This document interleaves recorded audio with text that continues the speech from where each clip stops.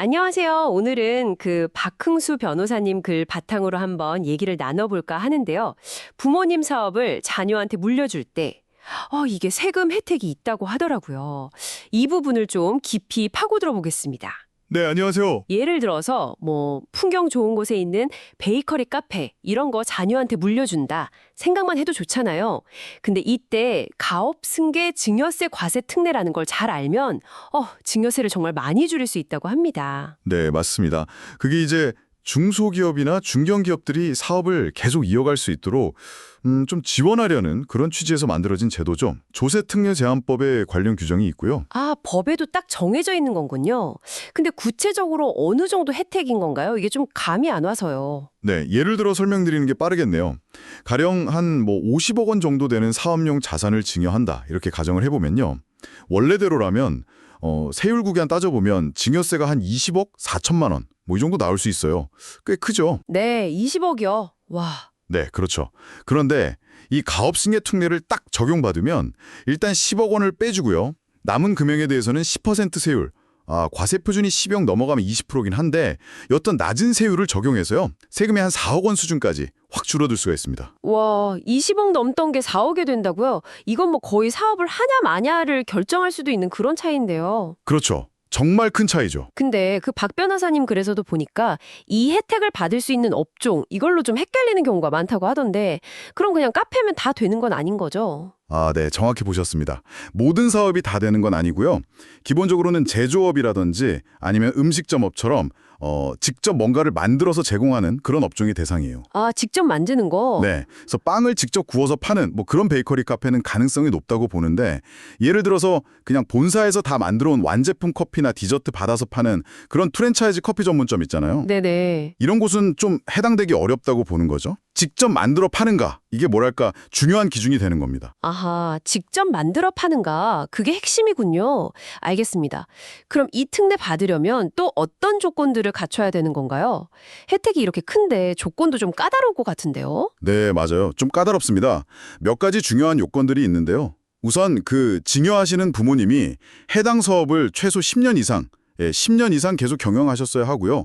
또 그냥 경영만 한 게 아니라 그 기업의 최대 주주로서 지분도 일정 비율 이상 가지고 계셔야 합니다. 10년 이상 경영에 최대 주주 요건까지? 네. 그리고 증여 대상은 그 기업의 주식이나 출자 지분이어야 하고요.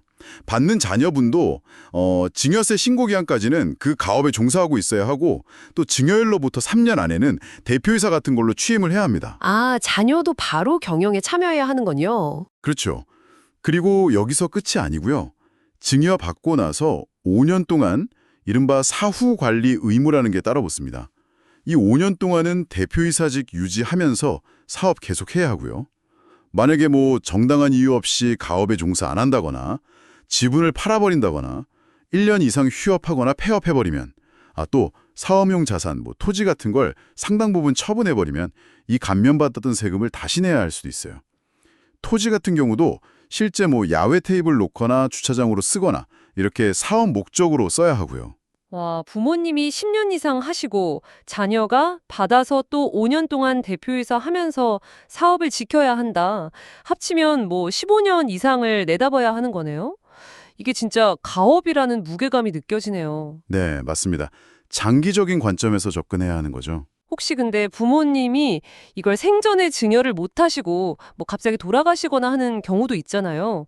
그럴 때는 방법이 없나요? 있습니다. 그럴 때를 대비해서는 가업 상속공제라는 제도가 또 있어요. 아, 상속공제요? 네, 이것도 비슷합니다. 돌아가신 부모님이 10년 이상 계속 경영한 가업이어야 하고요. 상속받는 자녀가 상속세 신고 기한 내에 그 가업에 취업해서 승계받아서 계속 유지를 해야 합니다. 그리고 상속받은 후에는 사후 관리 기간이 더 길어요. 10년입니다. 10년이요? 와, 증여는 5년이었는데 네. 상속은 10년 동안 업종 변경 없이 사업 유지하고 고용도 유지해야 하고 주요 자산 함부로 팔면 안 되고 이런 요건들을 지켜야 해요. 이걸 다 지키면 상속재산 가액에서 최대 600억 원까지 공제받을 수 있어서 상속세 부담을 정말 크게 줄일 수 있습니다. 600억 궁제. 어마어마하네요. 그럼 정리를 좀 해보면 베이커리 카페 같은 가족 사업 물려줄 때 살아계실 때 주면 가업 승계 증여세 특례, 돌아가신 후에 받으면 가업 상속공제. 이걸로 세금은 확 줄일 수 있지만 둘 다 부모님이 10년 이상 경영하셨어야 하고 자녀는 증여 후 5년 또는 상속 후 10년 동안 아주 엄격한 조건들을 지켜야 한다. 이 말씀이시네요. 네, 정확합니다. 이게 가업의 어떤 연속성, 안정적인 승계를 돕기 위한 좋은 제도인 건 분명한데요. 보셨다시피 요건이 아주 구체적이고 또 장기간에 걸쳐서 이걸 지켜나가야 하니까 철저하게 준비하고 계획을 세우셔야 합니다. 그리고 또 하나, 요즘 이 제도에 대한 관심이 워낙 높아져서요. 앞으로 뭐 요건이 좀 더 강화된다거나 아니면 관련해서 세무조사 같은 검증이 더 깐깐해질 수도 있다는 점도 좀 염두에 두시는 게 좋습니다. 네, 그러니까 혜택만 볼 게 아니라 그 뒤에 따르는 책임이나 조건들을 정말 신중하게 따져봐야겠군요. 오늘 이렇게 얘기를 들어보니까 그 박흥수 변호사는 글에서도 나왔듯이 어쩌면 이 조건들이 너무 엄격해서 실제로는 혜택 받기가 좀 어려울 수도 있겠다? 뭐 이런 생각도 드는데요. 이걸 듣고 계신 여러분들은 어떠신가요? 만약 여러분의 상황이라면 이 제도가 정말 현실적인 도움이 될 수 있을지 아니면 그냥 좀 뭐랄까 이상적인 이야기처럼 들리시는지 한번 각자의 입장에서 생각해 보시는 것도 의미가 있을 것 같습니다.